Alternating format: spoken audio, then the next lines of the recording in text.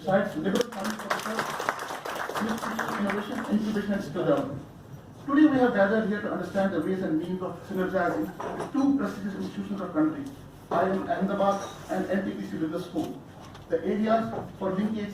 The twin area contour is defined that we need to do something on energy sector so that our formal agreement with these two institutions and Islamia College will spearhead the moment. We can do the pilot first, and after seeing the limitations and opportunities available, we can upskill the model to other colleges as well. So today is the session to get input from you as well. It's not one-way communication in today's interaction.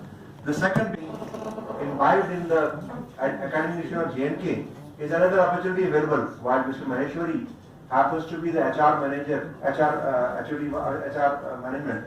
So this is a very good opportunity to listen to him, and whatever comes to us. In an institution, in a reputed institution, and for that we need your help for the students of the management. And in the energy sector, It is not designed in such a way that students cannot get benefit market.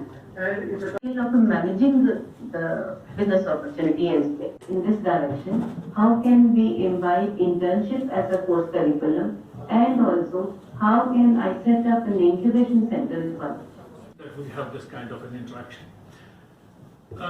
We at the Islamic University, I will give you a small brief, maybe around 2 or 3 minutes, about what we are doing at the Islamic University, and it has got not much to do with the NEP 2020, which was launched recently, but we started in 2016. And from that perspective, I think the educational institution need to take cognizance of what's happening currently in the society and where we want to take the society forward.